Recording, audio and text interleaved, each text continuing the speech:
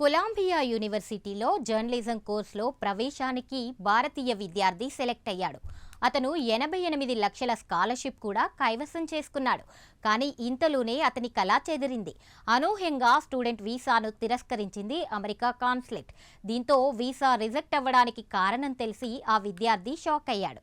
ఇక అతడే కాదు, అతడి వీసా క్యాన్సిల్ కావడానికి కారణం తెలిస్తే అమెరికాలో ఉన్నత విద్య అభ్యసించాలనే లక్ష్యంతో ఉన్న భారతీయ విద్యార్థులందరూ కంగుతింటారు. అమెరికాలో ఉన్నత విద్య కోసం ప్రయత్నిస్తున్న ఇతర భారతీయ విద్యార్థుల్లోనూ ఈ సంఘటన తీవ్ర ఆందోళన రేకెత్తిస్తోంది.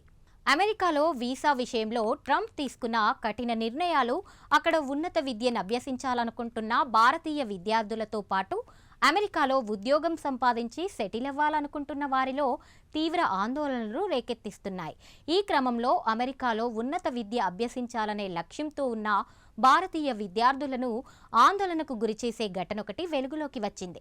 ప్రపంచ ప్రఖ్యాత కొలంబియా యూనివర్సిటీలో జర్నలిజం చదివేందుకు ఏకంగా $1,00,000 అంటే మన కరెన్సీలో సుమారు 88 లక్షలు భారీ స్కాలర్షిప్ సాధించిన భారత విద్యార్థికి అమెరికా ప్రభుత్వం ఊహించని షాక్ ఇచ్చింది. అతనికి వీసా ఇవ్వడానికి నిరాకరించింది. ఎందుకనే కారణం తెలిస్తే షాక్ అవ్వాల్సిందే. ఇక డీటెయిల్స్ లోకి వెళితే భారత్కి చెందిన 27 ఏళ్ల కౌశిక్ రాజ్ కొలంబియా యూనివర్సిటీలో జర్నలిజం కోర్సులో ప్రవేశానికి ఎంపికయ్యాడు. దీనికి తోడు సుమారు 88 లక్షల విలువైన స్కాలర్షిప్ని కూడా సాధించాడు. దీంతో తన కల నెరవేరినట్లేనని సంబరపడిపోతున్న సమయంలో అమెరికా వీసా ఇంటర్వ్యూ తర్వాత అతనికి నిరాశ ఎదురైంది. అధికారులు అతని వీసా దరఖాస్తును తిరస్కరించారు.